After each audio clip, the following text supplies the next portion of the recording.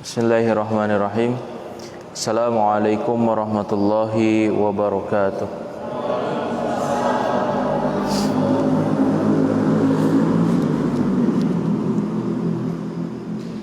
Alhamdulillahi rabbil alamin wa bihi nasta'inu ala umuri dunya waddin wa ala alihi wa sahbihi ajma'in. Ashhadu an la ilaha illallah wahdahu la syarika lah wa ashhadu anna Muhammadan abduhu wa rasuluhu la nabiyya wa la rasula ba'dah. Haitsu qala azza min qail ba'da a'udzu billahi minasy syaithanir rajim. Bismillahirrahmanirrahim. Ya ayyuhalladzina amanu taqullaha haqqa tuqatih wa la tamutunna illa wa antum muslimun. Faqala Nabi sallallahu alaihi wasallam man salaka tariqan yaltamisu fihi ilman sahhalallahu tariqan ilal jannah. Amma ba'd.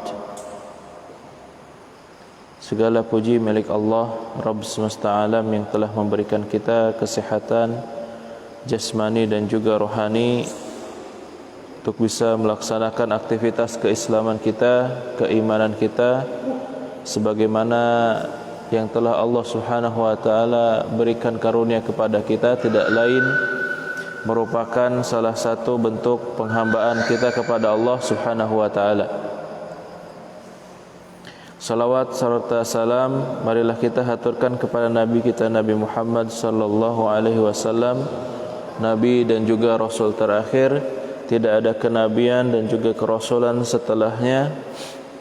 Nabi yang senantiasa mencintai kita lebih daripada keluarganya, dan insyaallah semoga Allah memberikan kesehatan dan juga keistiqomahan kepada kita untuk bisa menapak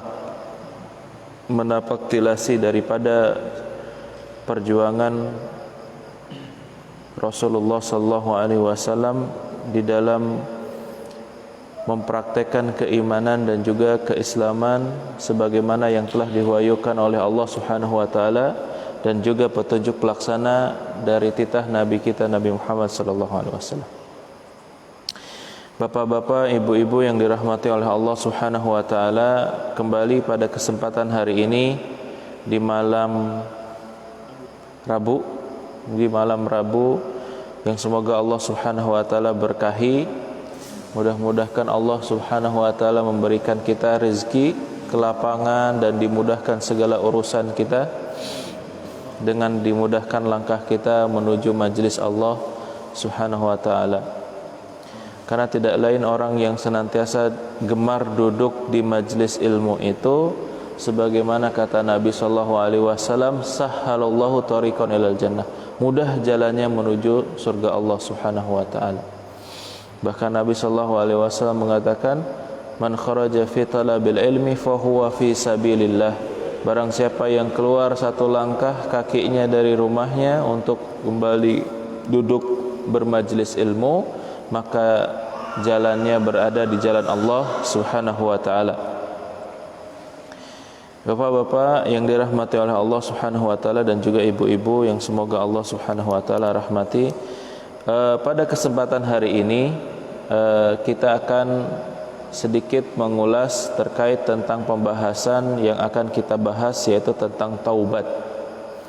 Kembali hal-hal yang sifatnya itu merupakan salah satu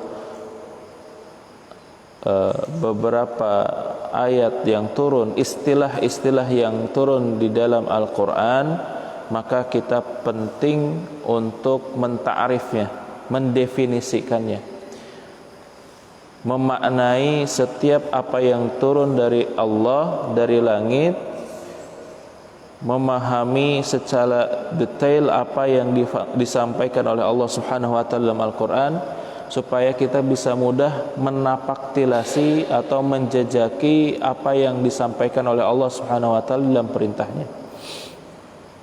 Seperti yang kemarin kita sudah sampaikan tentang makna sabar, tidak lepas dari makna definisi ataupun ta'rif, ataupun dari segi pengertian bahasa ataupun secara syar'i. Begitupun pula makna taubat yang harus kita ketahui secara bahasa dan secara syariat yang harus kita fahami. Jadi ketika saat memahami tentang taubat, maka tidak lepas daripada apa yang disampaikan di dalam Al-Quran dan juga dalam hadis Nabi sallallahu alaihi wasallam. Bapak-bapak dan juga ibu-ibu, silahkan merujuk kepada kitab yang insyaallah saya menggunakan kitab Riyadhus Shalihin. Di dalam kitab Riyadhus Shalihin ini ada kitab bab at-taubah, bab tentang taubat. Kalau di handphone sudah ada aplikasinya, tapi berbahasa Arab kalau yang saya punya saya. Ada juga yang sudah berbahasa Indonesia, silahkan di-download. Ataupun kalau misalkan suka dengan membaca yang sifatnya tidak ada cahaya dari handphone, mungkin bisa beli bukunya. Maaf, bukan promosi, cuma sebagai referensi aja, sebagai rekomendasi pembahasan kita. Tidak lepas daripada rujukan para ulama, supaya pembelajaran yang akan kita sampaikan itu tidak keluar daripada pembahasan yang telah disampaikan oleh para ulama. Baik, taubat. Taubat itu di dalam bahasa Arab terdiri dari 3 huruf, ta, wa, dan ba. Kalau di dalam ilmu sharaf itu taubat menjadi sebuah kata kerja taba yatubu, tapi prinsipnya taubat itu ada 3 huruf, ta, wa, dan ba. Kemarin saya lupa nggak nulis, sekarang kalau seandainya saya anteng dengan penjelasan kayak gitu, jadi nggak nulis-nulis. Baik,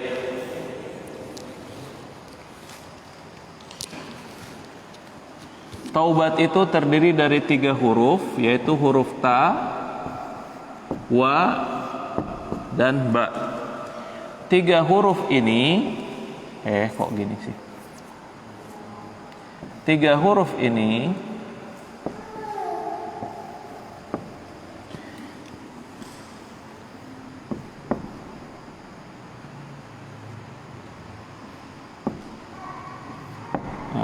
yatubu. 3 huruf ini yang akan menghasilkan 4 makna di dalam definisi taubat.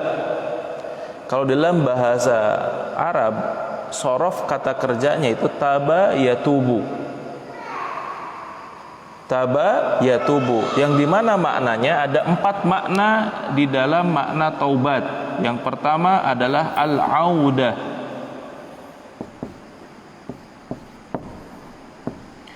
Al-audah itu artinya kembali. Yang kedua adalah ar-ruju'.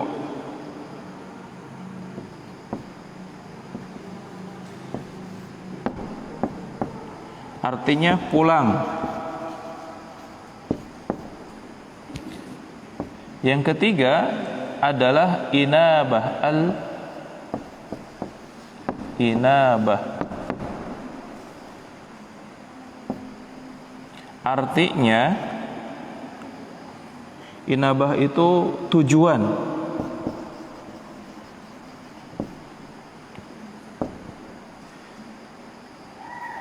Yang keempat adalah an-nadmu.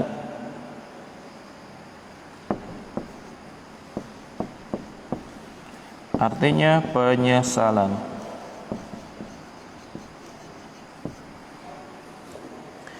Empat makna inilah yang mendefinisikan secara bahasa makna taubat.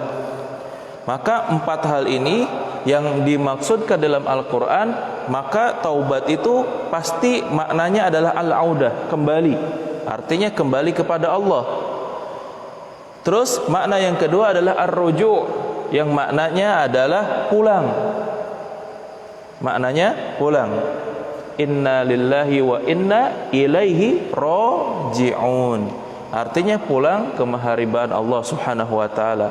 Taubat enggak taubat tetap aja kita akan pulang. Cuman kembali lagi, lemahnya kita tujuan akhir kita, apakah pulang kita ini sukses membawa sesuatu yang bisa menyelamatkan perbekalan kita. Bocor ya? Menyelamatkan kita dalam perjalanan menuju akhirat kita, atau justru pulang kita malah tersesat ke salah tempat yang dituju. Maka di sini yang disebut dengan inabah. Inabah itu sebuah tujuan yang memang ada sesuatu yang dituju untuk orang yang taubat. Lalu an-nadmu, penyesalan dari segala sesuatu yang telah dilakukan. Maka 4 makna keadaan ini, 4 makna yang mendefinisikan taubat secara bahasa akan melahirkan secara syar'i. Secara syar'i, taubat itu adalah an-nadmu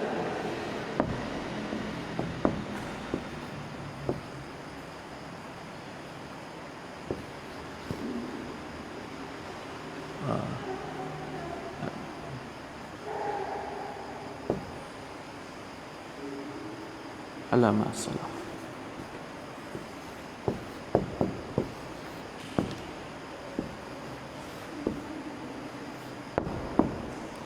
An-nadmu ala ma salaf, yaitu menyesal.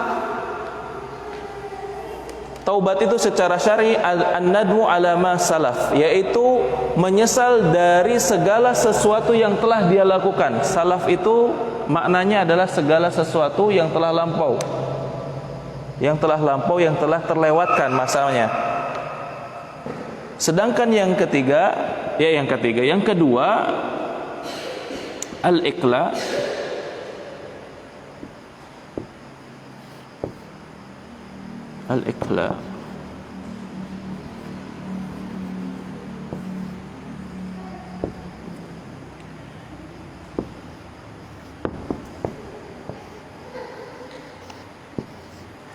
al-iqla fil hal, yaitu melepaskan segala sesuatu keadaan yang menyebabkan seseorang terlepas dari kemaksiatannya.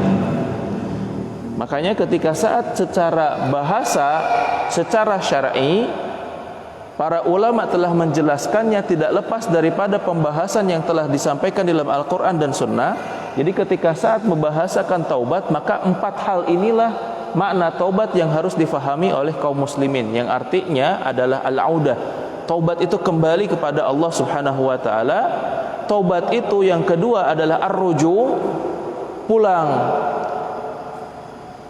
ke kampung halaman, yaitu at-tayyibin, kembali kepada kebaikan-kebaikan. Terus yang ketiga adalah al-inabah, fokus kepada tujuan penghambaannya kepada Allah Subhanahu wa taala, hingga para ulama mengatakan innallaha para ulama menyebutkan salah satu di antara ayat surat At-Talaq, wa may yattaqillaha yaj'al lahu makhraja. Salah satu sebab seseorang itu diterima ataupun ditolong oleh Allah Subhanahu wa taala dengan bertakwa kepada Allah Subhanahu wa taala. Dan takwa pertama bagi seorang ahli maksiat adalah bertaubat kepada Allah Subhanahu wa taala, yang kemudian taubatnya itu yaj'al lahu makhraja. Allah bukakan pintu keluarnya atau jalan keluarnya. Maka tujuannya. Terus yang keempat adalah an-nadmu, menyesali setiap kesalahan yang dilakukan oleh seorang hamba. Makanya salah satu hadis yang disampaikan oleh Nabi SAW, kullu bani Adam khata'in, setiap anak keturunan Adam memiliki kesalahan. Wa khairu khata'ina at-tawwabun, dan sebaik-baiknya kesalahan yang disadari oleh seorang hamba adalah dengan bertaubat. Jadi level orang yang mau melakukan kebaikan setelah dia beriman dan berislam adalah at-tawwabun. Jadi taubat adalah proses jembatan seseorang untuk menjadi orang yang bertakwa. Kenapa kok harus melewati orang yang beriman dulu? Bukankah iman itu adalah indikasi seseorang terikat hubungannya dengan Allah sebagai akidah? Ya, betul, tapi tidak semuanya orang yang beriman itu benar. Salah satu diantaranya Allah menyinggung, ya ayyuhalladzina amanu Wahai orang-orang yang beriman, ya ayyuhalladzina amanu ijtanibu katsiran minadh-dhanni. Wahai orang-orang yang beriman, jangan suka mengedepankan prasangka. Inna ba'dadh-dhanni ismun. Setiap daripada prasangka kita itu adalah dosa. Dosa di sini adalah suka baperan, suka main perasaan. Artinya para ulama menyebutkan bahwasanya yang dimaksud dosa di sini adalah suudzon, berburuk sangka terhadap seorang muslim yang lainnya. Wala tajassasu wala tahassadu, jangan suka mengungkit-ungkit kesalahan orang lain.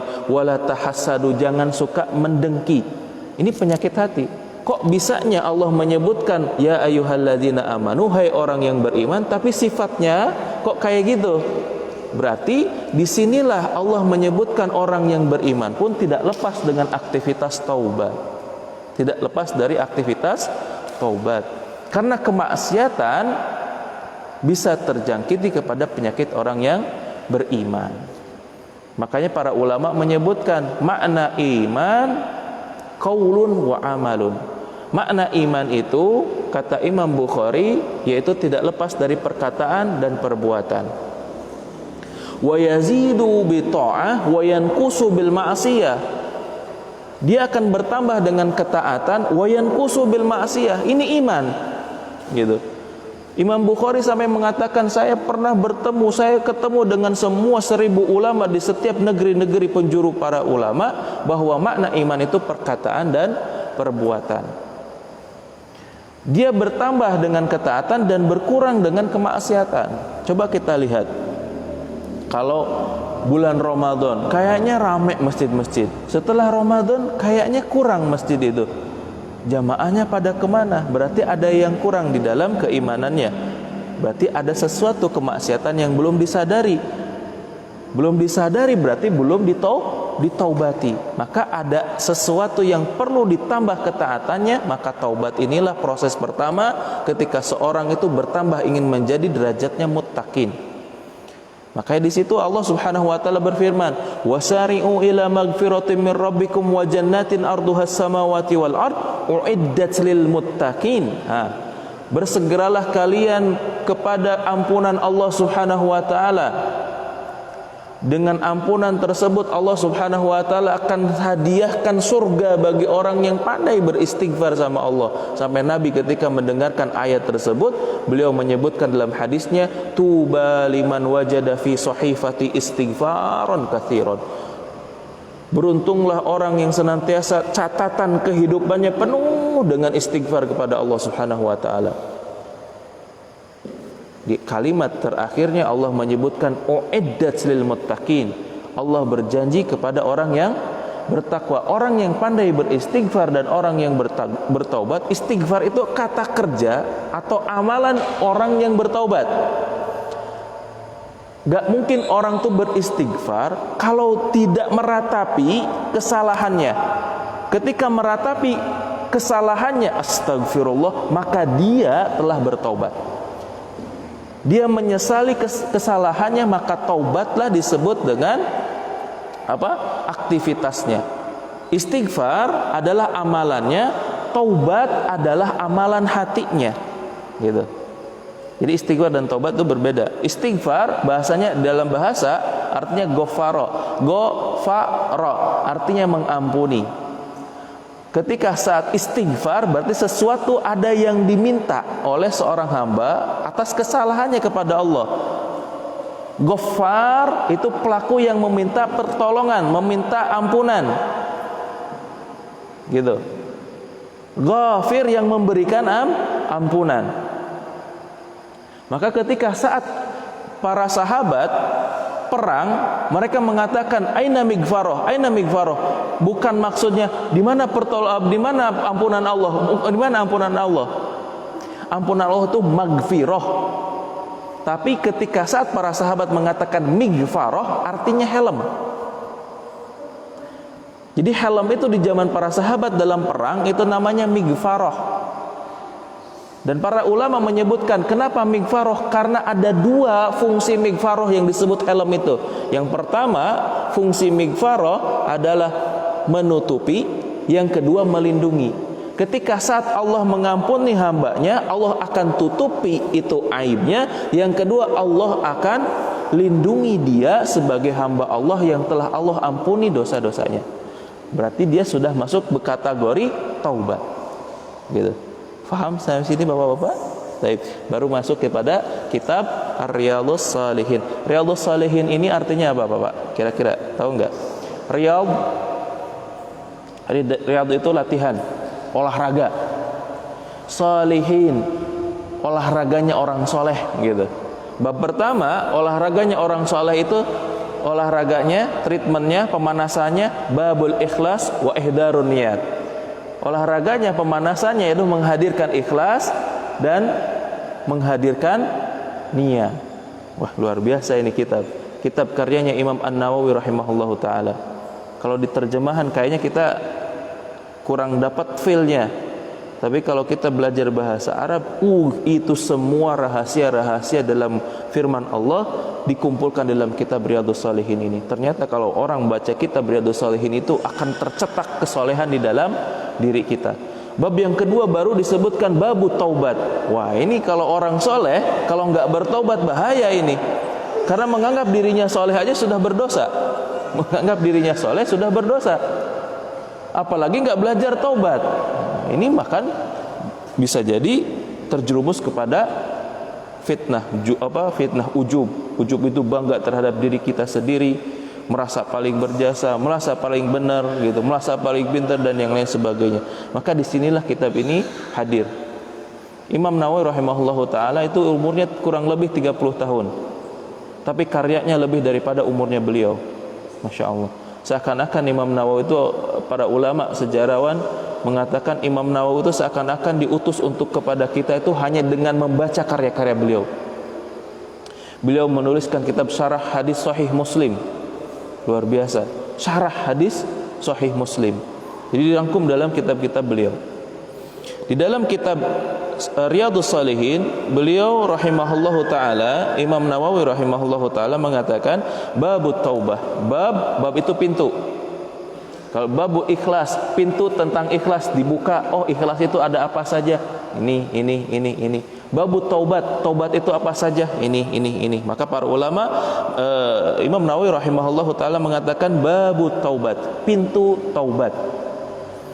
Qala al-ulama, berkatalah para ulama, at-taubatu wajibatun min kulli dhanbin.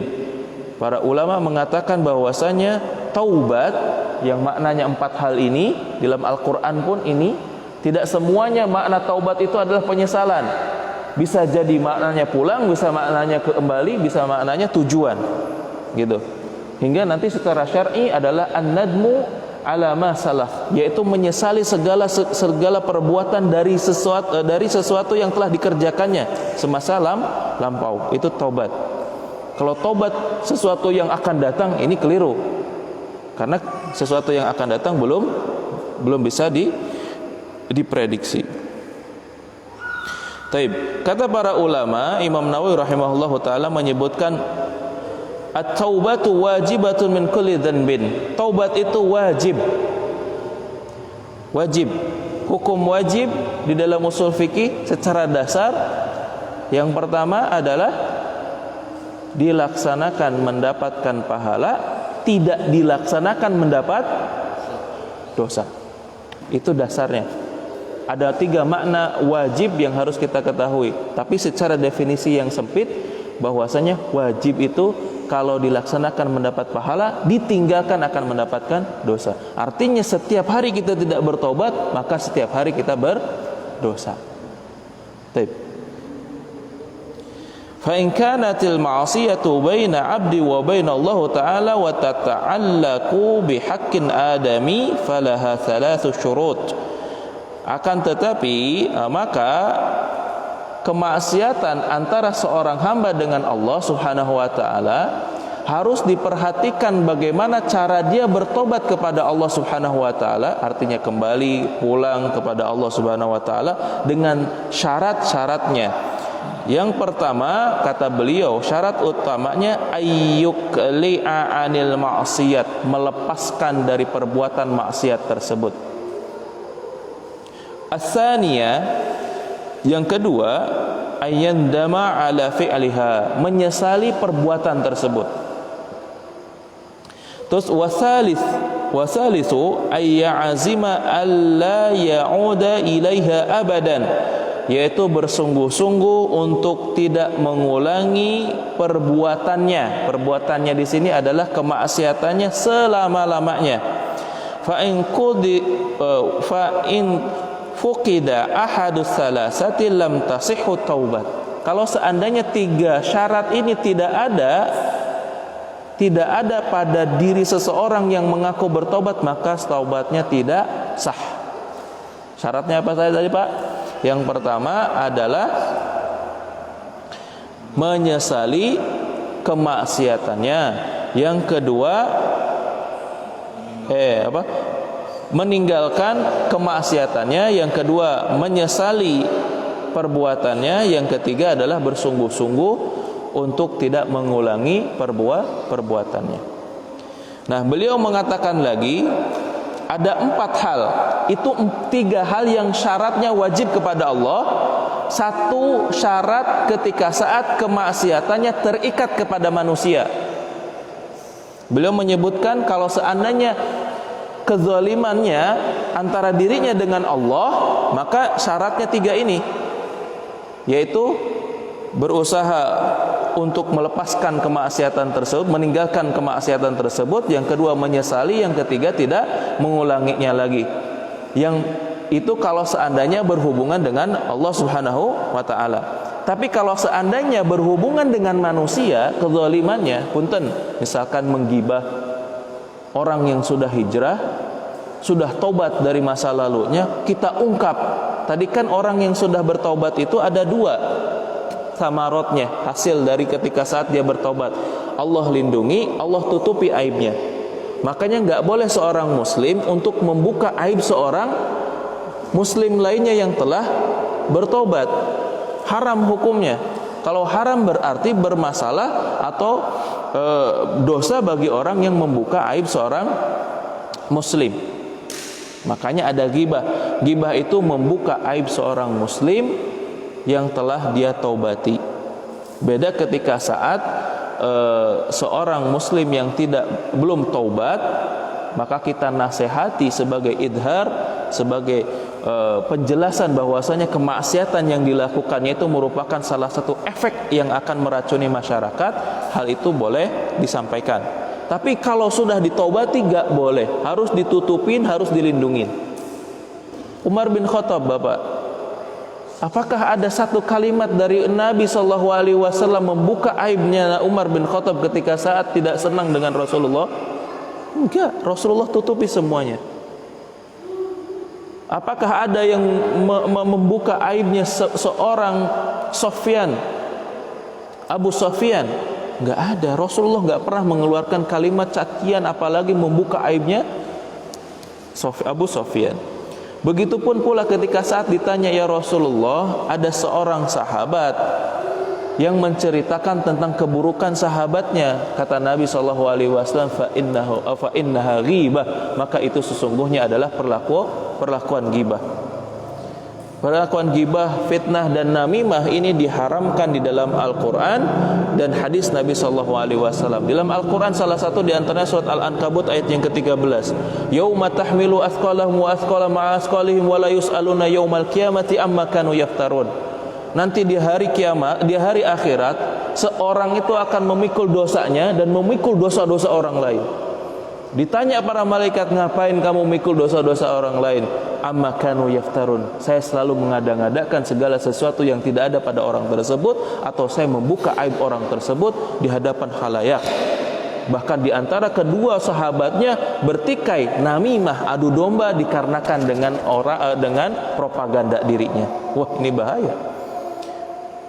Bahkan ketika saat menafsirkan ayat ke-13 dari surat Al-Ankabut, para ulama Ibnu Katsir dan yang lain sebagainya, inilah yang disampaikan oleh Nabi SAW tentang perkara ghibah, fitnah dan namimah, yang akan menyebabkan seseorang akan mentransfer pahalanya, dan orang yang digibahi, difitnahi dan dinamimahi akan mentransfer dosanya kepada orang yang memfitnah, menggibah dan namimah. Makanya kata Ibnu Katsir rahimahullahu taala mengatakan, marhaban ats-tsaub duna ta'ab, selamat datang pahala bagi orang yang memberikan pahala kepadanya dan dosanya diberikan kepada orang lain. Makanya kenapa Nabi SAW diberikan surga Firdaus? Karena awal mula dakwah Nabi itu dianggapnya orang gila, difitnah orang gila. Nabi juga dianggapnya orang yang bisa mengetahui perkara gaib, difitnah dukun. Nabi juga difitnah sebagai orang yang memutarbalikkan fakta di dalam masalah akidah, difitnah. Bahkan Nabi diancam pembunuhan, dicari-cari itu. Bahkan kalau kita bahasakan dalam bahasa majalah sekarang, the terrorist number one gitu, teroris nomor wahid itu ya Rasulullah zaman dulu itu. Makanya Nabi itu diangkat derajatnya dikarenakan apa? Banyaknya ujian-ujian yang sampai kepada beliau. Saya tuh sampai heran ketika saat baca kitab ini. Di dalam kitab ini, di dalam hadis yang ke-13 dari Abu Hurairah radhiyallahu anhu, qala sami'tu Rasulullah sallallahu alaihi wasallam, wallahi inni astaghfirullah wa atubu ilaihi fil yaumin aktsara min 70 marrah. Abu Hurairah meriwayatkan bahwasanya sami'tu, saya mendengar Nabi sallallahu alaihi wasallam berkata, wallahi, demi Allah, beliau mengatakan seperti itu, inni la astaghfirullah wa atubu ilaihi, saya beristighfar kepada Allah dan taubat kepada Allah fil yaum, dalam sehari, aksar, lebih min 70 marrah, lebih daripada 70 kali dalam sehari. Itu Nabi yang kita sebutkan itu salawatnya, istighfarnya dalam sehari 70 kali lebih. Unik. Kenapa Nabi masih beristighfar kepada Allah? Kenapa Nabi masih bertaubat kepada Allah? Karena dia khawatir, ujub, merasa bahwa seorang Nabi, seorang Rasul selangkah lagi surga, terus dia menjadi orang yang ujub, orang yang berbangga diri terhadap kenabian dan kerasulan, dan itu merupakan sebuah dosa yang ketika saat di hari detik terakhirnya itu dibawa kepada detik terakhirnya dia menuju meninggalnya dunia, maka tidak ditaubati, itu dia akan masuk neraka. Malu seorang Nabi tidak mencontoh dengan yang baik taubat dan istighfarnya. Kalau Nabi tidak istighfar dan taubat, bagaimana dengan kita? Inilah Nabi kita sallallahu alaihi wasallam mencontohkan satu hari 70 kali taubat dan istighfar. Saya tuh masih heran, ya Allah, ada manusia kayak gini. Ada manusia yang kayak gini ketika saat dihina, ketika saat pahalanya sudah ada sebelum dia hidup, dan ketika saat masa lampaunya sudah diampuni oleh Allah Subhanahu wa taala masih bertaubat. Beliau mengatakan kullu bani Adam khata'. Setiap manusia itu punya khata', punya kesalahan. Maka inilah kenapa Nabi SAW disebut dengan maksum, manusia yang sempurna, karena beliau orang yang pandai beristighfar, orang yang pandai bertaubat. Maka naif bagi kita seorang muslim, seorang mukmin yang mengikuti sunnah Nabi SAW tidak bertaubat, tidak beristighfar. Inilah salah satu kenapa diwajibkannya taubat. Nabi 70 kali dalam sehari. Ini dalam hadis. Belum lagi dalam firman Allah Subhanahu wa taala di dalam kitab ini menyebutkan qala Allah taala wa tubu ilallahi jami'an ayyuhal mu'minun la'allakum tuflihun.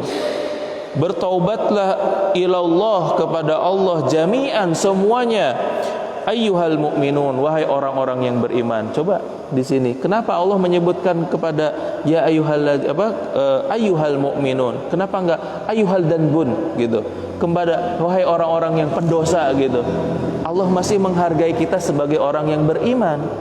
Makanya kenapa keliru orang Khawarij itu mengatakan bahwasanya orang yang melakukan dosa besar dikafirkan mereka semuanya. Maka disinilah salah satu asbab di mana Ibnu Abbas menceritakan bahwasanya orang yang terjerumus kepada dosa besar sekalipun masih dikategorikan mukmin yang tidak lepas keimanannya kepada Allah Subhanahu wa taala. Nantilah kita masuk kepada bab tentang nawaqidul iman supaya tidak salah paham. Di mana seorang mukmin terjerumus kepada kekafiran, di mana seorang muslim terjerumus kepada kemusyrikan, di mana seorang muslim dan mukmin dia dianggap menjadi seorang munafik, dan bagaimana seorang mukmin bisa dikatakan murtad tanpa sadar. Kan ada rukun, ada syarat, ada rukun, ada mawani dalam ilmu fikih itu, ada nawaqid. Ada syarat solat, ada rukun solat, ada penghalang solat, ada pembatal solat. Itu dalam masalah kaifiyat rukun Islam. Nah, begitupun pula dengan Islam. Ada syarat Islam, ada rukun Islam, ada penghalang keislaman, ada keempat pembatal keislaman. Kita kan seakan-akan nyaman dengan keislaman kita, tapi kita nggak tahu bagaimana seseorang itu bisa tergelincir dari keislamannya, gitu. Nah, insyaallah nggak tahu kapan betul. kita banyak hal kita bicara nanti. Taib. Itu salah satu kewajibannya dalam firman Allah Subhanahu wa taala. Allah menyebutkan watubu. Watubu yang artinya taubatlah semua, gitu. Terus di kalimat yang lain ilallah, taubatnya kepada Allah jami'an, semuanya. Terus Allah mengkhususkan kalimat yang lainnya ayyuhal mu'minun, kepada orang yang beriman. Apakah Allah tidak ngajak kepada orang kafir? Ngajak. Cuman permasalahannya orang kafir itu disebut kafaro, yaitu menutupi. Kafaro yakfuru artinya menutupi, bukan ingkar, menutupi, gitu. Misalkan gini, Bapak tahu ini spidol kan? Nah, saya tutupi, gitu, supaya Bapak nggak lihat spidol. Begitu juga sama, Allah berikan hidayah dengan Islam dan iman. Orang kafir tutupi Islam dan iman, gitu. Dengan cara apa? Yaghdub ilaihi, yaitu dengan membencinya. Wa yuqtal, yaitu dengan memeranginya. Makanya di dalam surat Al-Baqarah ayat 120, walan tardo ankal yahudu walan nasoro hatta tattabi'a millatahum. Tidak akan pernah ridha orang Yahudi, orang Nasrani itu kalau seandainya ada orang Islam yang masih azan, ada orang Islam yang masih salat. Hatta tattabi'a millatahum, sampai mereka mengikuti ajaran mereka, Yahudi dan Nasrani. Dulu 14 abad orang Yahudi dan Nasrani itu enggak tahu syariat mereka. Bahkan yang mereka tahu itu hari Minggu itu hari Ahad. Terus mereka makan itu, tahu cara makan itu roti sama susu itu di kalangan kaum muslimin. Sekarang kebalik. Saya makan pagi susu sama roti, dianggapnya ngikutin orang Eropa aja. Padahal itu datangnya dari orang Islam. Belajar matematika tentang ilmu Pitagoras, itu datangnya dari rumusan Aljabar. Aljabar itu siapa kalau bukan seorang muslim? Rumus tentang biologi, tentang kimia, itu semuanya datang dari kaum muslimin. Dari mana Pak Habibie mendapatkan rumusan sebagai pesawat? Ternyata dari kalangan muslimin. Kamus-kamusnya diambil dari kalangan kaum muslimin. Yang hari ini kita ditutupi seakan-akan kaum muslimin itu terbelakang. Sedangkan kemajuan Eropa, kemajuan orang-orang barat dengan teknologinya seakan-akan mereka itu hebat. Ditambah lagi dengan video-video Hollywoodnya, Transformer, Spiderman, Batman dan yang lainnya, kita nonton seakan-akan lupa kita punya peradaban yang besar 14 abad mengalahkan kekuasaan imperium orang-orang Romawi. Karena apa? Kita lepas dari taubat kita. Coba bayangkan, ketika saat perang Badar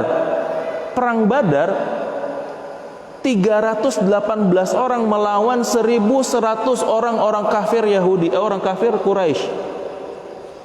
Di detik terakhir malam-malam didesak para sahabatnya Rasulullah, gimana ini, kita besok mau perang, keadaan kita 318 orang, sedangkan di pihak musuh itu obor-obornya udah kelihatan di gunung-gunung Badar. Di situ diantaranya Khalid bin Walid, seorang jenderal perang. Kata Nabi SAW, kalau seandainya kita mau berperang, taubu ilallah, taubat sama Allah, katanya. Di sini, di dalam ayat yang lainnya, di sini Allah mengatakan, ayyuhal mu'minun, orang-orang yang beriman, la'allakum tuflihun. Kalian semuanya ketika saat bertobat akan dimenangkan oleh Allah. La'allakum tuflihun. tubu ilallah jami'an ayyuhal mu'minun la'allakum tuflihun. Semoga kalian diberikan kemenangan oleh Allah Subhanahu wa taala. Tobat semuanya. 318 orang-orang itu yang berada di perang Badar. Maka di dalam surat Al-Badar, di dalam pasukan Badar itu semuanya min ahlil jannah. 318 orang itu masuk surga. Disuruh taubat sama Allah, sama Rasulullah sallallahu alaihi wasallam, taubat. Dan Nabi pun ternyata ada kegelisahan. Di lantunan doanya, ya Rabbi, wahai Rabbu, kalau seandainya engkau matikan 318 orang ini, semua kaum muslimin meninggal termasuk aku, kata Rasulullah sallallahu alaihi wasallam, engkau tidak diibadahi lagi. Enggak ada nabi, enggak ada orang yang berjembah. Itu saking Nabi itu merasa gelisah. 300, hal yang tidak sebanding. 300 ya dibanding satu orang melawan 20 orang lah. Ternyata terbalik semuanya. Terbalik. Allah turunkan tatanazzalul malaikah, turun semua malaikat. Jumlahnya 318, akan itu merupakan 3 kali lipat dari pasukan musuh. Khalid bin Walid yang menyaksikan tersebut langsung berbalik arah dari Quraisy langsung ke Madinah, datang sendiri dengan gentlenya, ya Rasulullah, saya masuk Islam. Khalid bin Walid bisa masuk Islam setelah perang Badar. Kok bisa pasukanmu itu bisa mengalahkan kami yang jumlahnya 1.100 orang? Banyak sekali kau dapat kaum muslimin dari mana? Kita cuma 318 orang ya Khalid. Bagaimana kita bisa melawan? Ya kita semuanya kekuatannya adalah iman. Dan kata Nabi SAW, rahasianya itu taubat. Taubatnya orang kafir kepada keimanan yaitu dengan mengucapkan 2 kalimat syahadat. Asyhadu an la ilaha illallah wa asyhadu anna Muhammadar Rasulullah. Ketika saat masuk Islam, gugurlah semua dosa-dosanya Khalid bin Walid, yang kemudian dia seakan-akan terlahir kembali sebagai bayi yang bersih tanpa dosa. Masya Allah. Dan itulah kata Allah Subhanahu wa taala, ketika saat mereka bertobat, ulaika yujzauna ila ghurfatan minallah, mereka itulah orang-orang yang akan diampuni oleh Allah Subhanahu wa taala. Yubaddilullahu sayyi'at wal hasanat. Ketika saat bertobat diampuni oleh Allah Subhanahu wa taala, Allah ganti semua keburukannya dengan hasanat, dengan kebaikan. Enggak ada Allah Tuhan yang maha baik kecuali Allah Subhanahu wa taala. Maka di sini wajibnya kita seorang muslim, seorang mukmin untuk bertaubat kepada Allah Subhanahu wa taala. Sampai di dalam fikih itu ada salat taubat. Salat taubat. Nah, kadang taubat kita itu enggak nasuha. Nasuha itu apa? Nasuha itu ya bisa bersungguh-sungguh, tapi nasuha itu akar katanya dari nasihat. Nah, nasihat. Sebenarnya nasihat itu kan benar. Sahha yasihu, sahih gitu. Sahih itu benar. Kalau akadnya, ketika akadnya benar dipanggilnya tuh sah gitu. Akadnya saya terima ini dengan mas kawin ini dibayar tunai. Semua saksi mengatakan sah, berarti benar akadnya sudah terjalin, suami dan istri disaksikan. Maka nasuha, taubatnya betul-betul sungguh-sungguh. Jamak daripada nasihah, jamak daripada sahih. Artinya nasuha, total gitu. Betul-betul menunjukkan kesungguhan dalam taubatnya. Makanya kenapa taubat di dalam bahasa kitabnya Imam An-Nawawi tidak diiringi dengan nasuha? Karena tahu setiap seorang mukmin itu akan bergulir. Maka sifat hati itu qalaba yaqlubu, berbulak-balik. Kadang kita ini saat ini iman, ketika saat diuji keimanannya dia akan turun. Misalkan dengan uang, belanja lupa sholat, ditinggalkan sholat, misalkan kayak gitu. Ketika saat gak ada uang, datang ke masjid minta merintih sama Allah, wah ini imannya langsung naik gitu. Maka nasuha, enggak langsung nasuha. Nasuha itu ketika saat dia benar-benar tidak mengulangi, menyesali, dan juga betul-betul melepaskan kemaksiatan. Seperti itu. Itu nasuha. Makanya kenapa di dalam kitab Riyadhus Shalihin ini tidak menyertakan nasuha pada taubat. Taib. Di ayat yang berikutnya Imam Nawawi rahimahullahu taala menyertakan firman Allah Subhanahu wa taala dalam surat Nuh ayat yang ke-10. Wa qala ta'ala faqultu astaghfiru rabbakum innahu kana ghaffara. Maka katakanlah kepada Allah, minta ampun kepada Allah Subhanahu wa taala, kepada Rabb kalian, innahu kana ghaffara, maka sesungguhnya Allah lah yang Maha Pengampun dosa. Wa qala ta'ala, berkatalah Allah Subhanahu wa taala, ya ayyuhalladzina amanu tubu ilallahi wa taubatan nasuha. Wahai orang-orang yang beriman, bertaubatlah kepada Allah dengan taubatan nasuha.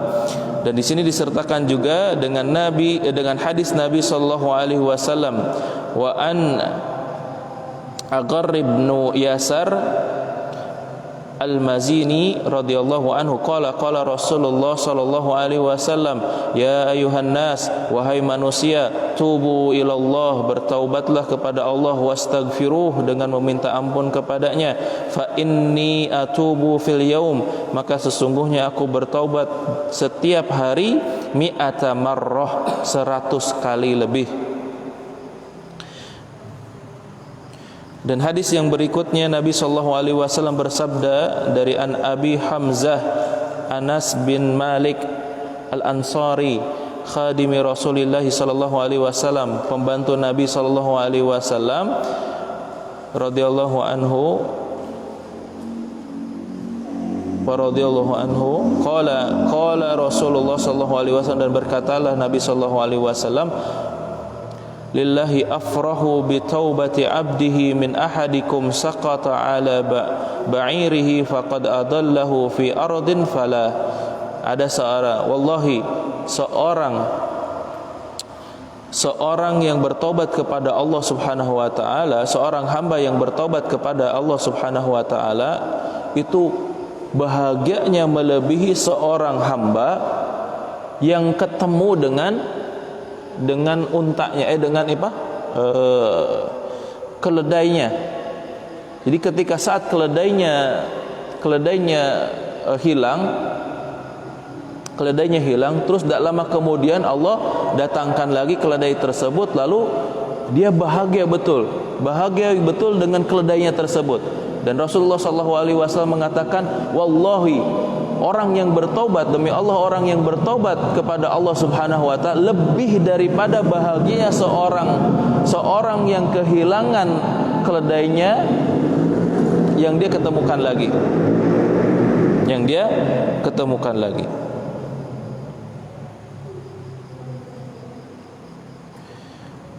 Dan ada Abi Musa dari Nabi dan dari Abu Musa Abdullah bin Qusay Al-Ash'ari radhiyallahu anhu, anna Nabi sallallahu alaihi wasallam qala innallaha ta'ala yabsutu yadahu bil laili liyatuba musii'an nahar wa yabsutu yadahu bin nahari liyatubu musii'ul lail hatta tatlu'a syamsu min maghribiha.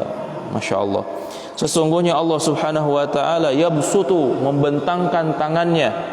Allah Subhanahu wa taala membentangkan tangannya bil lail, di waktu malam, liyatubu musii'un nahar, membentangkan tangannya di waktu malam bagi orang yang bertobat di waktu siang. Wa yabsutu yadahu bin nahari liyatubu musii'a bil lail, dan Allah membentangkan tangannya di waktu siang untuk orang-orang yang bertobat di malam harinya. Hatta tatlu'u syamsu minal maghribah, sampai matahari itu tergelincir di waktu tergelincir di barat. Jadi inilah salah satu di mana Allah Subhanahu wa taala akan menerima taubatnya seorang hamba kepada Allah sampai ketika saat matahari itu terbenam di arah barat. Masya Allah. Jadi Allah tuh betul-betul sayang banget sama kita. Bahkan ada lagi salah satu hadis yang saya tahu, di dalam hadis yang diriwayatkan oleh Abu Musa Al-Asy'ari, bahwasanya Allah Subhanahu wa taala mengampuni seorang yang beristighfar kepada Allah, bertaubat kepada Allah, lalu kemudian si hamba tersebut melakukan kemaksiatannya. Lalu dia bertaubat lagi kepada Allah, Allah terima taubatnya, lalu kemudian dia melakukan kemaksiatannya.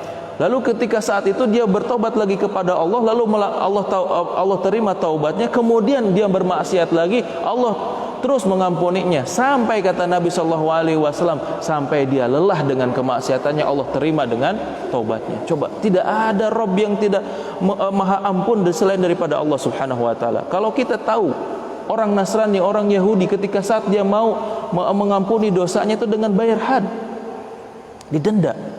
Dosanya apa? Bermaksiat, bayar kafarat. Berapa kafaratnya? 3 juta, 5 juta, udah selesai. Kita cuman merintih kepada Allah, ya Allah minta ampun. Kalau itu semuanya betul-betul dosanya kepada Allah Subhanahu wa taala, salahnya kepada Allah, tapi terkait dengan dosanya dengan manusia, maka minta ampun kepada manusia. Makanya ada hablum minallah, ada hablum minanas. Kalau misalkan dosanya langsung menzalimi Allah, berarti minta ampun kepada Allah Subhanahu wa taala dengan langsung. 3 syaratnya: tidak mengulangi, menyesali, dan juga melepaskan kemaksiatan, meninggalkan kemaksiatan tersebut. Kalau misalkan dengan gibah, contoh dengan gibah tadi saya sampaikan, Imam Nawawi rahimahullahu taala, kalau seandainya dosanya berkaitan dengan manusia, contohnya gibah, maka minta ampunlah kepada orang tersebut karena telah menggibahinya. Kalau seandainya dengan jujur kepadanya telah menggibahinya bisa terjadi perselisihan, maka sudah cukup kepada Allah Subhanahu wa taala. Sampai seperti itu dalam syariat itu. Tapi yuslih innamal mu'minuna ikhwah fa aslihu baina akhwaini. Ada yuslih. Kita kan kadang enggak tenang, dia belum mengampuni dosa-dosa kita gitu. Makanya amal yang paling baik itu di dalam syariat Islam itu memaafkan. Salah enggak salah minta maaf, karena kita pun meminta maaf kepada Allah. Makanya Allah pun akan memberikan sifatnya Al-Ghaffar gitu.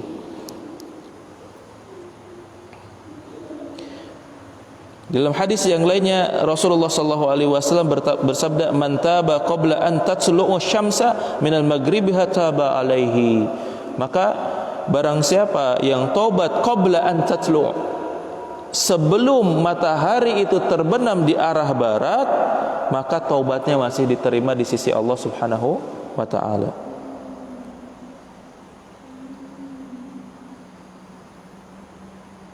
Nah, dalam hadis yang berikutnya, innallaha azza wa jalla yaqbalu taubata 'abdi ma lam yugharghir.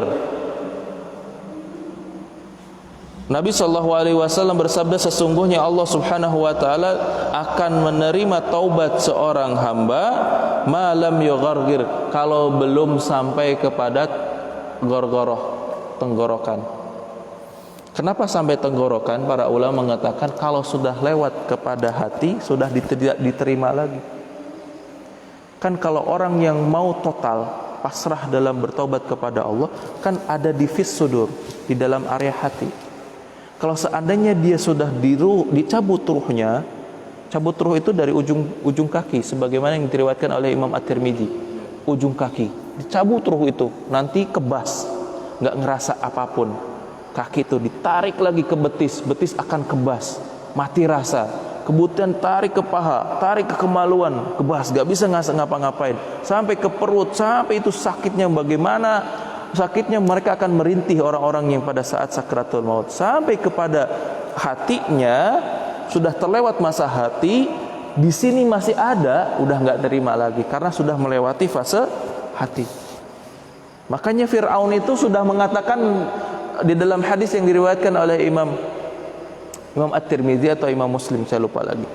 Imam Muslim menjelaskan bahwasanya malaikat Jibril datang kepada Nabi sallallahu alaihi wasallam dengan wajah yang murka, menyampaikan bahwasanya tentang kemurkaan malaikat Jibril kepada Fir'aun, menceritakan bagaimana Fir'aun itu mengatakan la ilaha illallah setelah ketika saat tenggorokannya ruhnya itu berada di tenggorokan. Ilal mahkum, dilak-lakan gitu, dilak-lakan ruhnya itu sudah ada di lak-lakan, sudah nggak diterima. Saking jengkelnya malaikat Jibril itu menyumpal semua mulutnya itu dengan pasir supaya tidak ada lagi kalimat thayyibah dari mulutnya. Jengkel betul. Sampai datang kepada Nabi sallallahu alaihi wasallam, "Hakadha ya Jibril, seperti itu kah?" Iya. Kalau seandainya ada orang yang sekarang ini mengaku beriman kepadamu, tapi dia justru malah kalau seandainya ada orang yang mendustakanmu dalam keimanan, terus lalu di detik terakhirnya sampai kepada gergir itu, gor-goro, kepada tenggorokannya, maka aku akan melakukan hal yang sama, ya. Jadi ketika selama diberikan kesempatan waktu oleh Allah untuk bertobat, dia taswif. Fitnah taswif itu apa? Mengulur-ngulur tobat. Alah, besok juga masih hidup, tenang aja lah. Nanti dijadwalkan tanggal 30 ada istighosah, kita tobatnya di hari itu. Siang itu pada duhur tabrakan, meninggal. Gak ada yang tahu dia dalam keadaan tobat atau tidak, husnul khotimah atau tidak. Ini yang menyebabkan kenapa taubat seseorang itu disegerakan, karena kalimatnya itu wasari'. Sari' itu segera, cepat gitu. Kalau orang Arab nyuruh, datang khadimnya, pembantunya itu bisur'ah gitu, cepat sini, artinya lari, harus cepat gitu, cepat-cepat. Artinya ada sesuatu yang diperlukan. Begitupun pula Allah menyebutkan wasari'u ila magfirah, bersegeralah kalian untuk kepada ampunan Allah. Kalau Allah sebutkan wa aqimus shalah, tegakkan salat, Allah berikan waktunya 1 hari 5 kali, kita masih bisa istirahat. Puasa cuma setahun sekali, zakat cuma setahun sekali, itu pun wajib. Kita nggak dituntut untuk zakat mal dan yang lainnya, karena ada nisbah yang harus kita tentukan, harus dengan 86 gram emas, yang dimana nanti 1 tahun itu sudah masuk, baru dikeluarkan hasil zakat penghasilannya. Hampir-hampir ketika saat kaum muslimin ada nggak sampai 86 nasab itu, enggak, ya sudah, nggak usah zakat penghasilan, yang penting infak masih jalan. Infak yang paling baik kepada siapa? Minal aqrabin, kepada keluarga. Nggak diberatkan kaum muslimin itu, cuman Allah tuh segerakan dalam masalah taubat. Karena kita tiap hari itu sadar atau tidak sadar melakukan kesalahan. Makanya kenapa Allah sebutkan wajib. Kalau sholat hanya 1 hari 5 kali, taubat itu setiap detik harusnya kita bertaubat. Ada seorang ulama namanya Syekh beliau Syekh bin Bas rahimahullahu taala. Beliau muftinya Arab Saudi. Beliau kalau diajak ngobrol, kalau orang lawan ngobrolnya itu sedang ngobrol, dia nanggapinnya itu santai, lihati. Ternyata orang yang sedang ngomong itu ngamatin bibirnya Syekh bin Bas, ternyata dia istighfar. Astagfirullah. Setelah selesai ngomong, baru dia ngomong. Setelah dia berhenti ngomong, baru dia istighfar lagi. Ketika ditanya, itu komat kamit ngapain? Saya beristighfar. Istighfar. Takut ngomong saya salah. Takut apa yang saya lakukan itu salah. Bahkan ketika saat selesai telepon, assalamualaikum, astagfirullah. Istighfar. Padahal seorang syekh. Jadi heran, kalau seorang syekh aja beristighfar, apalagi Nabi SAW seperti itu. Bahkan ketika saat Nabi SAW mengajarkan tentang kesyirikan, Nabi mengajarkan doa kepada kita, Allahumma inni a'udzubika an usyrika bika wa ana a'lam. Wahai ya Allah, kalau seandainya aku berlindung kepadamu kalau seandainya aku melakukan istighfar yang aku ketahui. Wa ana astaghfirullah, dan saya meminta ampun kepadamu wahai Allah, ada kesyirikan yang aku tidak ketahui. Sampai bisa astagfirullah. Karena kesyirikan itu bisa jadi kita menjadi ujub kan termasuk syirik kecil, ujub, riya. Misalkan kita selfie lagi di masjid sholat, di rakaat kedua misalkan, cekrek, dibikin status. Ya lagi sholat ngapain harus riya gitu. Sholat mau urusannya dengan Allah, udah jangan update status. Lagi di Mekah Ka'bah, ceklek, mudah-mudahan yang lihat postingan ini bisa berangkat ke Mekah. Kalau Allah mudahkan mah udah nggak usah dimotivasi, karena di TV juga udah ada gitu. Nggak mesti harus mengumbar sesuatu, karena antara ikhlas dengan riya itu sehelai rambut gitu. Kita tujuannya kita tergantung daripada niatnya. Niat kita salah, udah tergelincir kepada riya. Amalan kita hangus ketika karena amalan tersebut karena riya gitu. Makanya kita disuruh untuk bertobat. Karena Allah ini memberikan sebuah solusi bagi kita, bagi setiap kealpaan dari setiap penghambaan kita kepada Allah. Allah jadikan bulan Ramadan itu syahrul maghfirah, bulan ampunan. Kadang-kadang waktu yang sisa kita datang ke masjid, istighfar juga waktu yang sisa gitu. Pas ketika saat Ramadan berakhir baru karek air mata meneteskan. Padahal ketika di awal mah biasa-biasa aja, belum total katanya. Makanya kata Nabi SAW bahwasanya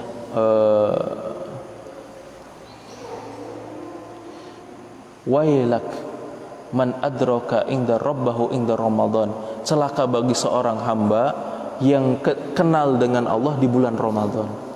Celaka bagi seorang hamba yang kenal dengan Allah hanya di bulan Ramadan saja. Kita itikaf mungkin, terus kita saum, kita taraweh, kita tadarusan di bulan Ramadan. Setelah Ramadan berakhir semua nggak ada lagi aktivitas tersebut. Kata Nabi SAW, celaka orang kayak gitu yang kenal sama Nabi kenal sama Allah cuman di bulan Ramadan saja. Makanya Allah hadirkan istighfar. Ayo kita istighfar, bertobat sama Allah Subhanahu wa taala agar senantiasa kehidupan kita berkah. Imam Hasan Al-Basri pernah menceritakan, pernah beliau didatangi oleh 3 orang. Yang pertama seorang perempuan yang mandul. Wahai imam, engkau seorang ulama karismatik yang doanya seakan-akan tidak ada lagi jembatan atau tidak ada lagi penghalang antara langit dengan dirimu. Bagaimana solusinya bagi saya yang diponis dengan mandul? Kata Imam Hasan Al-Basri, fastaghfirlillah, istighfar sama Allah. Hakada, itu aja. Ya, istighfar yang benar, istighfarnya sama Allah. Pulang dia dalam keadaan jengkel, tapi dia masih memegang jawaban daripada Hasan Al-Basri. Datang lagi orang yang kedua, anak muda. Wahai ulama, wahai imam muslimin, saya kok kalau ngajuin kerjaan ditolak terus, miskin, dan saya nggak pernah mendapatkan keberkahan dari Allah. Kata Hasan Al-Basri, apa amalan yang harus saya lakukan wahai Hasan Al-Basri? Kata Hasan Al-Basri, istighfar sama Allah, istighfar. Tak lama kemudian datang tokoh masyarakat ke Hasan Al-Basri. Kampung kita paceklik wahai Hasan Al-Basri. Kampung kita paceklik, semuanya udah habis-habisan, bahkan banyak kemiskinan di mana-mana karena paceklik ini. Tolong amalan apa yang harus kami lakukan? Kata Hasan Al-Basri, istighfar sama Allah. Sok istighfar semuanya. 3 bulan datang lagi perempuan yang tadinya menyesali dengan jawaban Imam Hasan Al-Basri, datang dalam perut buncit. Wahai Hasan Al-Basri, ternyata yang menghalangi rahimku ini adalah dosa-dosaku. Ketika engkau memberikan istighfar, ternyata Allah buka semuanya dosa-dosaku dan Allah ampuni, Allah titipkan rahim dari hasil pernikahanku dengan suamiku. Allah berikan jalan keluar dengan istighfar. Datang lagi seorang pemuda, datang membawa kereta kencana. Wahai Imam Hasan Al-Basri, ternyata yang membuat sumpek mampet rezeki itu adalah dosa saya, kemaksiatan saya. Ketika Allah semuanya berikan ampunan kepada saya, Allah mudahkan rezeki saya.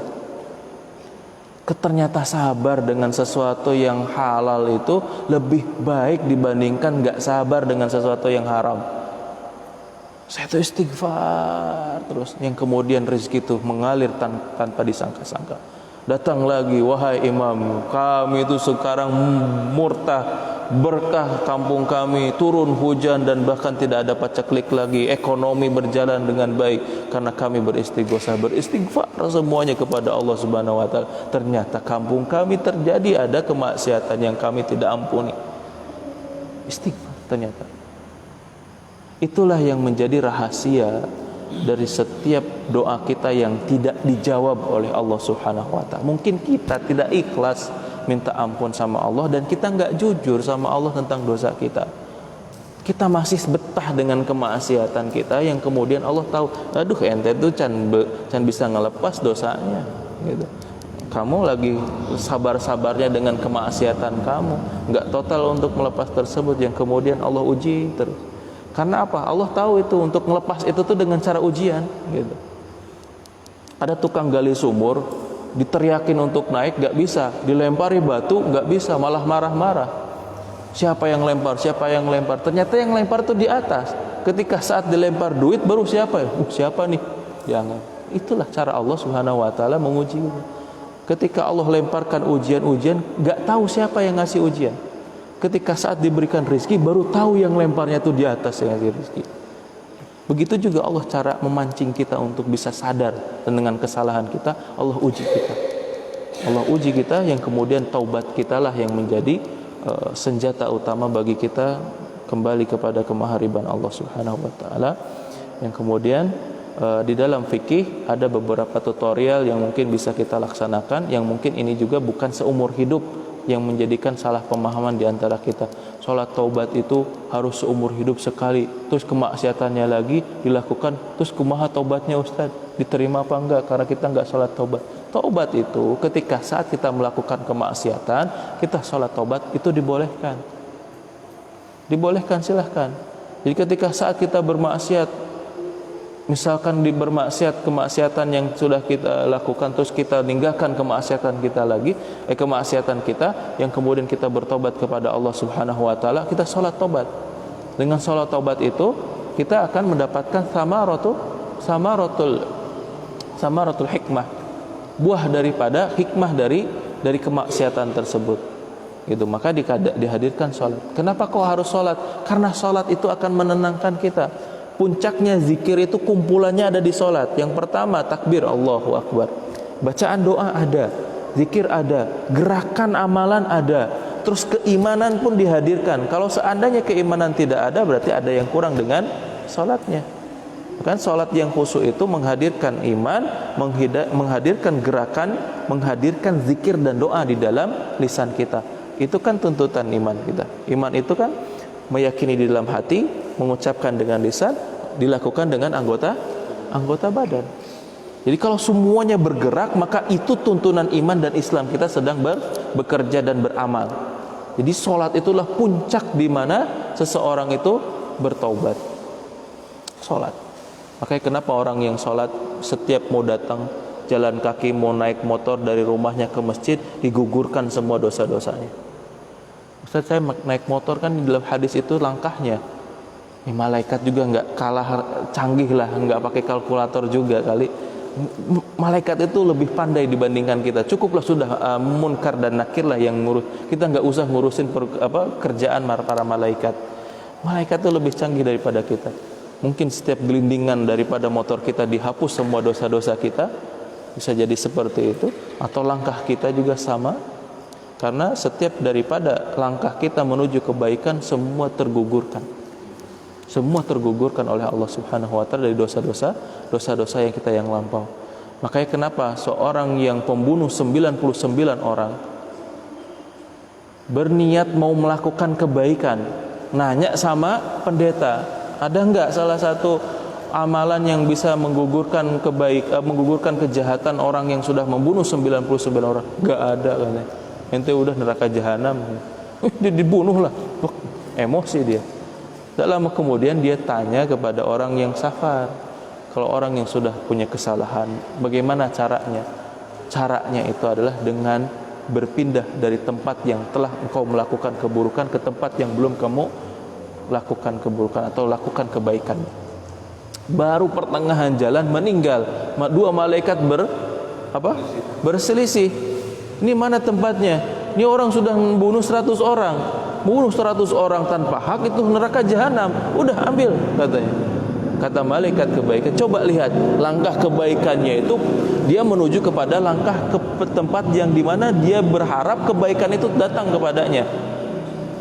Kata Allah Subhanahu wa taala, ambil orang tersebut karena niatnya menuntun kepada kebaikan, dan itulah arah taubatnya. Coba bayangkan. Sebenarnya nggak ada yang sia-sia sebenarnya dalam syariat Islam ini. Cuman kita aja yang mungkin belum yakin terhadap hal tersebut, yang kemudian ketika menjalaninya itu kayaknya kurang semangat, kurang gairah gitu. Terus taubatnya juga nggak total, yang kemudian justru kita berdampak kepada kehidupan sehari-hari. Seperti itu mungkin. karena waktu sudah malam. Hadis ini masih banyak sebenarnya, masih panjang, kayak nggak cukup untuk satu malam. Tapi insya Allah kita cukupkan sampai sini. Insya Allah nanti kita pada tema yang lain kita akan bahas lagi. Mungkin itu saja yang bisa saya sampaikan. Kalau seandainya ada pertanyaan silahkan mangga. Kalau enggak saya tutup. Tutup. Ada yang tanyakan mangga. Nah. Saya pengen minta triknya yang saya dapetin, kita mencapai istiqrar dalam lisan, cuman hatinya itu nggak nyampe. Apakah ada ya kisi-kisinya biar hati sama ucapan itu benar-benar seirama gitu? Iya. Kita tuh kadang kurang mendapatkan momen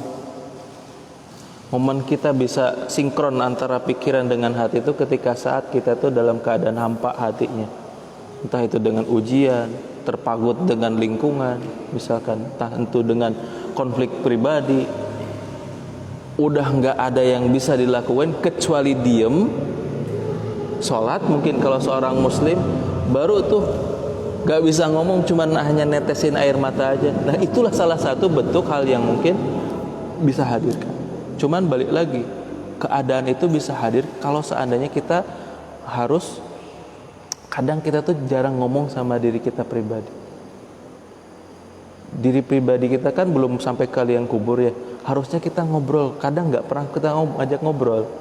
Misalkan lagi sakit, sembuh ya gitu, sembuh ya gitu, sembuh ya, sehatin ya tubuhnya ya gitu. Jangan sampai itu, dengan cara seperti itu kita punya motivasi diri. Dan ketika saat beristighfar pun harusnya kita tuh kan, kenapa istighfar itu berbilang? Nabi mengatakan 70 kali, ada yang 100 kali. Karena gak tahu di detik atau kebilangan keberapa hati kita baru nonjok, gitu, kerasa di ke-50, bilangan ke-50 pikiran kita baru tuh karek semua memori kesalahan itu tumpah di kepala, baru langsung turun itu semuanya, langsung menghayati semua kesalahan-kesalahan, baru semua kerasa ke dalam hati gitu. Makanya kenapa berbilang itu? Karena itu tadi, maling punten ya, maling, misalkan maling sendal malu untuk ngaku. Kalau di polisi untuk apa? Untuk ngakuin perbuatan itu harus dengan cara dipukulin dulu, disiksa, gebuk, udah bengep baru, iya Pak saya maling. Apakah harus dipukul dulu gitu? Bahkan kata Abu Hurairah, ada rajulun akhirul dakhulal jannah, ada seorang di bab Sahih Bukhari Muslim, ada bab tentang seorang pemuda yang terakhir masuk surga. Terakhir masuk surga berarti sebelumnya di neraka. Dibolak-balikan yauma tuqallabu wujuhahum, bolak-balik wajahnya itu, disetrika, digejet sampai dia merangkak di dalam hatinya, ya Rabbi faghfirli, wahai Rabbku ampuni. Itu merangkak sampai ke halaman surga, ditarik lagi, disiksa lagi, ditarik lagi, disiksa lagi sampai ke halaman surga. Dia mengatakan bahwa ya Rabbi faghfirli, diampuni. Sampai di halaman surga sejuk, istirahat, ya Rabbi rohah minni, ya Rabbku berikanlah istirahat bagi diriku, istirahat di halaman surga. Terdengar hiruk pikuk di balik daripada pintu surga, ya Rabbi aqrabul jannah, wahai Rabbku dekatkan saya dengan pintu surga. Aqrabu babul jannah, dekatkan saya dengan pintu surga. Didekatkan dengan pintu surga, terdengar riuh semua orang-orang yang berada di penduduk surga, bahagia semuanya. Kata seorang hamba tersebut, ya Rabbi iftahul babul jannah wa yadkhulunal jannah. Wa ya Rabbku bukakan pintu surga dan masukkan saya, izinkan saya masuk surga. Ibtasimallah, Allah tersenyum. Kata Allah, kata Abu Hurairah mengatakan, apakah kudu disiksa heula gitu supaya Allah mengizinkan kamu masuk surga? Apakah kamu harus diberikan ujian dulu supaya kamu tuh ngena gitu, mikir kalau kamu tuh salah gitu? Maka disitulah Allah tuh menghadirkan ujian kehidupan kita supaya kita tuh mikir, oh ternyata kita salah di sini, salah ngambil keputusan, salah ambil kehidupan, salah ambil jalan. Ternyata seperti ini jalannya dari taubat. Maka fayadkhulunal jannah, maka Allah berikan surga kepadanya. Surga kepadanya. Maka di situ disebutkan bahwasanya surat Az-Zumar ayat yang ke-75 kalau enggak salah. Qul ya ibadiyalladzina asrafu ala anfusihim la taqnatu mir rahmatillah. Katakanlah wahai hambaku, Allah enggak sebutkan pencuri, kamu pencuri, kamu tukang maling, kamu tukang bohong. Enggak, Allah sebutkan wahai hambaku. Kalau orang tua bilang kan atuh jang na gitu, kunaon sih bandel gitu. La taqnatu mir rahmatillah, jangan putus asa dari rahmat Allah. Nah, ketika saat Allah memberikan rahmatnya, ternyata di surat Az-Zumar itu kita masuk surga itu bukan karena amal kita. Amal kita nggak bisa membeli surga. Jangankan hari ini dengan amal kita, kita bisa membeli surga. Kita mau ke Mekah aja bisa nggak? Ada yang gitu ya? Ada yang bisa nggak kita datang ke Mekah haji gitu? Jarang ada kaum muslimin yang bisa sampai ke sana.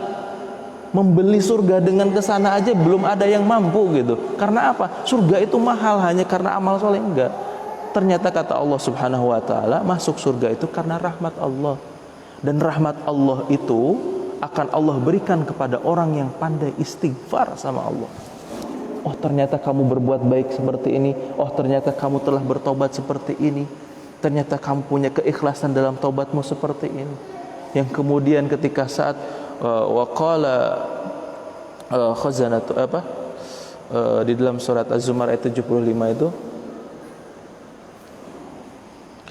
waqala khazanatuha salamun alaikum tibtum fadkhuluha khaibin. Ketika saat semua orang-orang yang telah memegang catatan amalan kebaikan dan keburukannya, sampai dia menenteng amalan keburukannya itu, dia berharap bahwasanya, wah, saya nggak punya harapan lagi untuk masuk surga karena catatan keburukannya masih dipegang sama dia. Setelah terjadinya perjalanan-perjalanan, semua perbekalan yaumil hisab, yaumil mizan telah dia lakukan, kemudian tinggal sisa amal keburukannya, terus datanglah seorang malaikat membuka pintu surga, salamun alaikum, assalamu alaikum, tibtum, beruntung kamu, fadkhuluha khaibin, kamu punya Tuhan yang maha baik yang menurunkan rahmat, masuk surga. Dia dalam keadaan zumara, masuk dalam keadaan zumara, berbondong-bondong, wajahnya itu, kepalanya itu dalam keadaan tertungguk, malu. Di samping malaikat itu ada seorang manusia yang belum bisa masuk ke surga. Ketika ditanya, ya khazin, wahai malaikat penjaga pintu, siapa itu? Wa ismuhu Muhammad, itu Muhammad sallallahu alaihi wasallam. Katanya, makin malunya di kita masuk duluan, Muhammad sallallahu alaihi wasallam justru masuk terakhir. Ketika saat itu mereka mengatakan, ya Rabbi hadhihi kitabuna, ya Rabbku ini kitab kita. Kata Allah Subhanahu, ikra kitabaka, bacalah kitabmu. Semuanya catatannya itu yang mengarahkan kepada salamun alaikum tibtum fadkhulul jannah, selamat kamu masuk surga. Bagaimana dengan catatan keburukannya? Allah lupakan semuanya. Sebagaimana engkau melupakan dosanya, sebagaimana Allah melupakan dosamu, Allah pun akan melupakan semuanya. Kira-kira dulu pernah kita kan sejak kecil main kelereng, kira-kira semua memori sejak kecil kita ingat semuanya apa enggak? Enggak kan? Seperti itulah ketika saat Allah memandang kita masuk surga itu, dosa-dosa kita itu akan dianggap tidak ada. Dan itulah Allah, gak pernah mengingat kesalahan kita ketika Allah menghendaki kebaikan kita.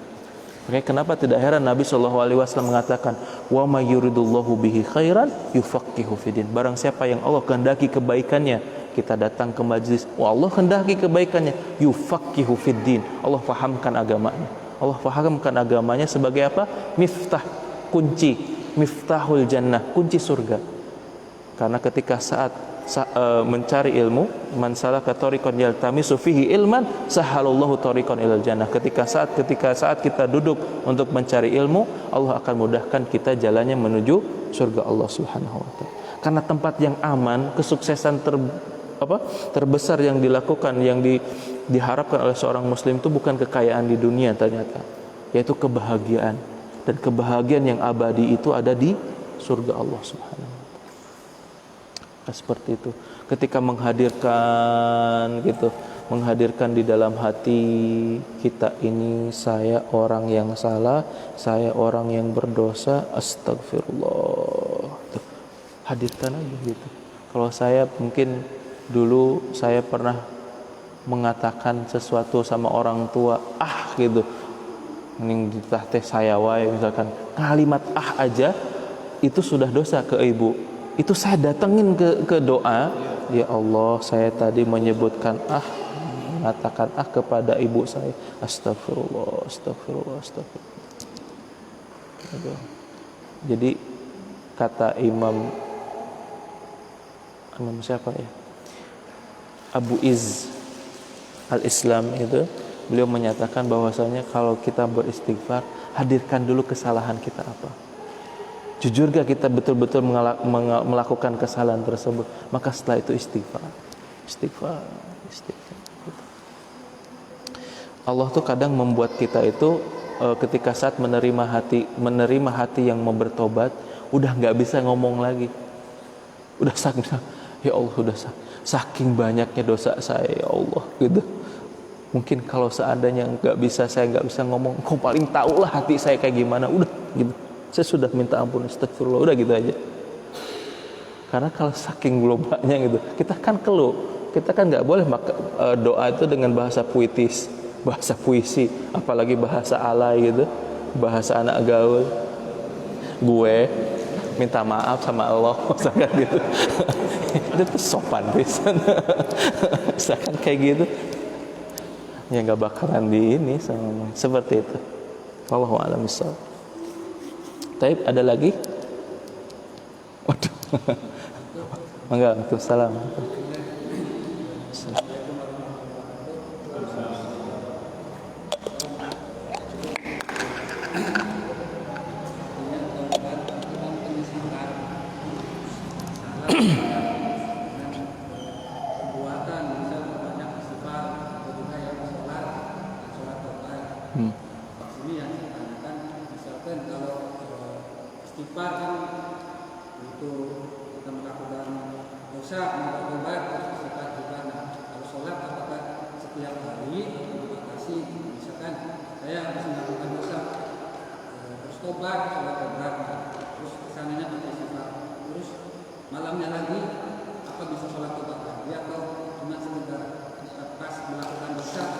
Ya, para ulama menyebutkan sholat taubat itu dilaksanakan ketika saat dia melakukan kesalahan, melakukan kemaksiatan.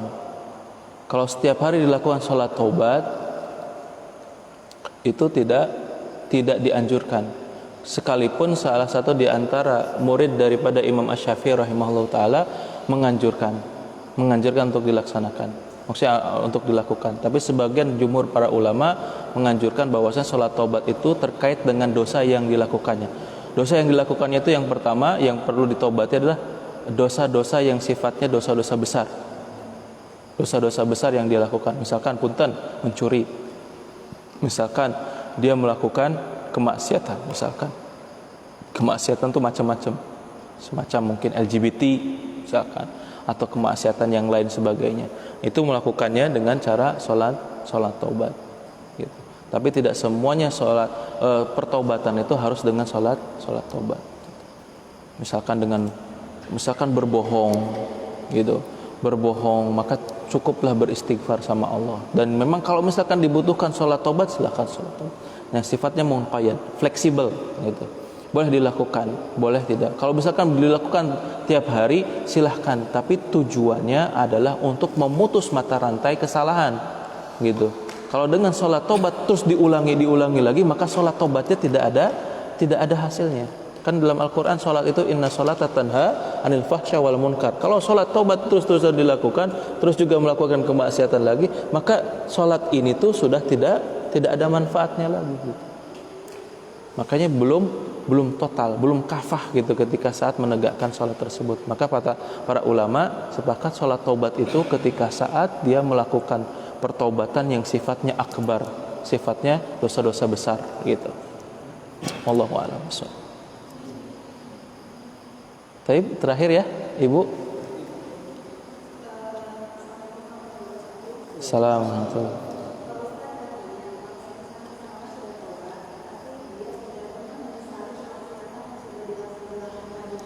Enggak kedengar. Enggak.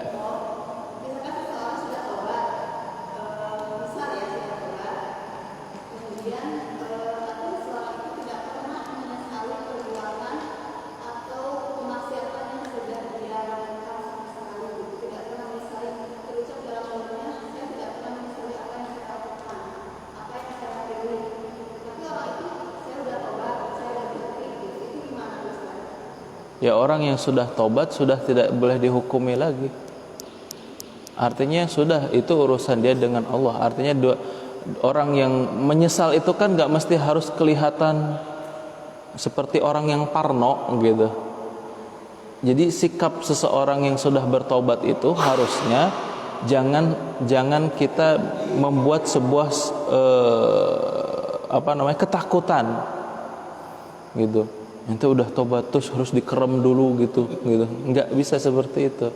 Artinya ketika saat ada kesungguhan ketika saat dia bertobat, maka dia akan terlihat dari amal perbuatannya, penyesalannya seperti apa gitu. Kalau kita mengorek penyesalannya terus curiga terus menguntit, nah itu namanya justru menekan seseorang, itu tidak akan menjadi seorang yang bebas gitu. Dan ketika saat bertobat sudah kita kembalikan sama Allah. Nabi pun ketika saat datang seorang laki-laki yang berzina, ketika saat itu cukup, udah bertobat. Itu urusan engkau dengan Allah, gak perlu kumaha nyesel teh kemari. Misalkan gitu ditanya terus dikorek terus aib-aibnya, semakin dia akan, karena kemaksiatan itu sifatnya menular. Kalau diingetin lagi dia akan semakin nostalgia dengan kemaksiatannya gitu. Kalau ditanya gimana nyesel teh kamari, udah maksiat. Bahkan ada cerita katanya ada orang yang seorang PSK di Jakarta, dia tobat ke Surabaya. Tobatnya karena nggak laku di Jakarta. Ini bukan masalah tobat, nggak ada penyesalan dia tobatnya gitu. Cuman hanya nggak laku di Jakarta. Ya seperti itu. Jadi urusan tobat memang itu kan yang milik hati seorang itu kan milik Allah, bukan milik kita. Kita hanya cuman menjaga keistiqomahannya saja gitu. Urusan nanti kedepannya ya cukup Allah saja yang berkehendak gitu. Itu aja mungkin ya Bu ya. Tapi kalau nggak ada pertanyaan lagi, saya cukupkan. Mudah-mudahan semuanya kita bisa dilindungi oleh Allah Subhanahu wa taala dari kemaksiatan dan juga dosa. Mari kita berdoa kepada Allah Subhanahu wa taala untuk tidak diputuskannya hidayah kepada kita, dan kita betul-betul orang yang betul-betul pandai beristighfar kepada Allah dan jujur kepada Allah Subhanahu wa taala dan penghambaannya kepada Allah Subhanahu wa taala. Allahumma shalli ala Muhammad wa ala ali Muhammad kama shallaita ala Ibrahim wa ala ali Ibrahim innaka Hamidum Majid. Allahumma barik ala Muhammad wa ala ali Muhammad kama barakta ala Ibrahim wa ala ali Ibrahim innaka Hamidum Majid. Allahumma ighfir lil mu'minina wal mu'minat wal muslimina wal muslimat al ahya'i minhum wal amwat innaka sami'un qaribun mujibud da'wat fa ya qadiyal hajat. Allahumma ansur ikhwanina al muslimina wal muslimat wal mustada'afina fi kulli makan wa zaman. Allahumma a'izzal Islam wal muslimin. Rabbana hab lana min azwajina wa dhurriyyatina qurrata a'yunin waj'alna lil muttaqina imama. Rabbana zalamna anfusana fa illam taghfir lana wa tarhamna lanakunanna minal khasirin. Rabbana la tuzigh qulubana ba'da idh hadaitana wa hab lana min ladunka rahmah innaka antal wahhab. Rabbana atina fid dunya hasanah wa fil akhirati hasanah wa qina adzabannar walhamdulillahi rabbil alamin. Wassallallahu alal mursalin. Subhanakallahumma wa bihamdika asyhadu an la ilaha illa anta astaghfiruka wa atubu ilaik. Akhir kalam wa akhiru da'wana assalamualaikum warahmatullahi wabarakatuh.